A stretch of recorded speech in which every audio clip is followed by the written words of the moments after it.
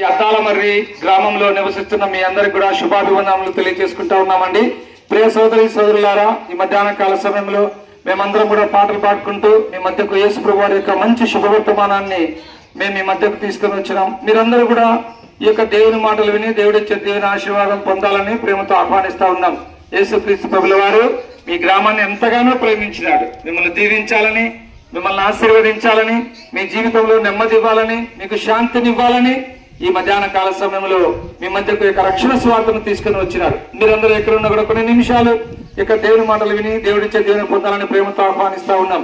దేవుని వాక్యం పరిశుద్ధ గ్రంథమైన బైబిల్లో ఒక మాట రాయబడింది. అదేంటంటే మన పౌరస్థితి పరలోకమందున్నది అనే మాట రాయబడింది. అవునండి, మనం ఈ లోకానికి చెందినటువంటి వారం కాదు, మనది ఈ లోకం కాదు. ఎందుకు అంటే మానవులమైన మనం అందరం కూడా ఒకానొక దినమున ఈ లోకం విడిచి వెళ్ళవలసినటువంటి వారమే. మనము ఈ లోకంలోకి ఏం తీసుకురాలేదు, ఏం తీసుకోపోలేదు. అయితే ఒకటి మాత్రం నిజం, ఏంటంటే ఈ లోకంలో జన్మించిన మనం అందరం కూడా ఈ లోకం విడిచి వెళ్ళవలసినటువంటి వారమే.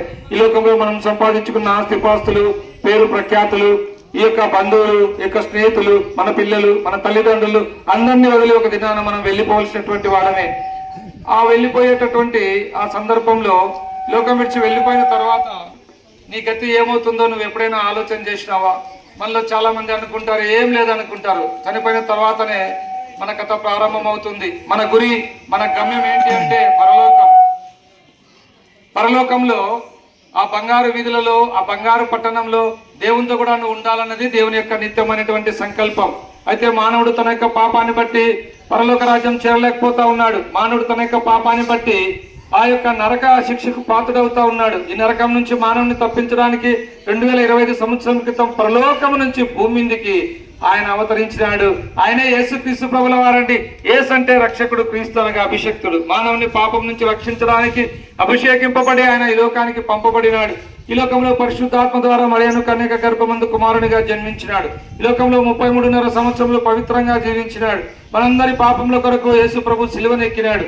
దాదాపుగా ఆ కలువరి మార్గంలో, ఆ కలువరి కొండ మీద, ఆ కపాలమనబడిన స్థలములో నీ కొరకు నా కొరకు యేసుక్రీస్తు ప్రభుల వారు ఎన్నో శిక్షలు, ఎన్నో బాధలు పొందినాడు. యేసు ప్రభు తలకు ముళ్ళ కిరీటం పెట్టబడింది. ఆయన చేతులలో మేకులు కొట్టబడినాయి, ఆయన కాళ్ళలో శిలలు కొట్టబడినాయి, ఆయన వీపంతా చారలుగా దున్నబడింది. మనందరి పాపంలో కొరకు యేసు ప్రభు శిలువలో చనిపోయినాడు, సమాధి చేయబడినాడు, 3వ దినాన తిరిగి లేచినాడు. ఈ మాటలు వింటున్న సోదరి సోదరుడా, ఎంత కాలం నువ్వు పాపంలో జీవిస్తావు? ఎంత కాలం పాప భయం లేకుండా నీ జీవితాన్ని వెళ్ళబుచ్చుతావు? పాపం వలన వచ్చు జీతము మరణమని బైబిల్ చెప్తా ఉంది. ఈ పాపాన్ని బట్టి నువ్వు మరణానికి పాత్రుడవు, నిత్య శిక్షకు పాత్రుడవు. అయితే నువ్వెంత ఘోర పాపివైనా సరే, నువ్వెన్ని దినం నుంచి పాపములు చేసిన వాడవైనా సరే, నీ పాపముల సంఖ్య ఎంత పెద్దదైనప్పటికీ యేసయ్యా నేను పాపినయ్యా నన్ను క్షమించు, నీ రక్తంతో నా పాపం కడిగిన చిన్న ప్రార్థన చేసుకుంటే చాలు. యేసు రక్తం ప్రతి పాపం నుంచి నిన్ను కడిగి పవిత్రులుగా చేస్తుంది. నీ హృదయం శుద్ధి కాబడుతుంది. నెమ్మది, శాంతి, సమాధానం నువ్వు చూడగలవు. ఈ లోకం విడిస్తే పరలోక రాజ్యంలో యుగాయుగములు దేవునితో కూడా నువ్వు ఉంటావు. అలాగ నువ్వు ఉండాలని ఈ యొక్క మధ్యాహ్న కాల సమయంలో మీ మధ్యకు ఈ యొక్క రక్షణ సువార్తను, ఈ ప్రేమ వార్తను, ఈ సిలువ వార్తను, ఈ యేసుక్రీస్తు ప్రభుని గురించిన వార్తను మీ మధ్యకు మేము తీసుకుని వచ్చినాం. అన్యదా భావించవద్దు సహోదరుడా. ఏ విధంగా నువ్వు అపార్థ మమ్మల్ని చేసుకోవద్దు. ప్రేమతో మిమ్మల్ని ప్రతిమాలుకుంటున్నాం కనుక మనం చేసే మంచి పనుల ద్వారా మనం స్వర్గం చేరలేం. మన పాపం క్షమించబడినప్పుడు మాత్రమే మనం స్వర్గానికి పోతున్నాం. కనుక చాలా మంది చాలా రకాలుగా స్వర్గం చేరాలని ఎన్నో ప్రయత్నాలు చేస్తారు. వాటి ద్వారా మనము స్వర్గం చేరలేం. కనుక పాప క్షమాపణ పొంది పరలోక రాజ్యానికి వారసులు కావాలని ప్రేమతో మేమందరం కూడా మిమ్మల్ని ప్రతిమాలుకుంటా ఉన్నాము. మరోసారి దేవుడు మాట్లాడుతూ ఉన్నాడు, మన పౌరస్థితి పరలోకమందున్నది, నువ్వు గ్రహించాలని ప్రేమతో మిమ్మల్ని ఆహ్వానిస్తా ఉన్నాం. ప్రభునేసందు విశ్వాసం ఉంచము, అప్పుడు మీరు మీ ఇంటి వారిని గొప్ప ఆత్మరక్షణ, పాప క్షమాపణ, పరలోక రాజ్యం పొందగలరు.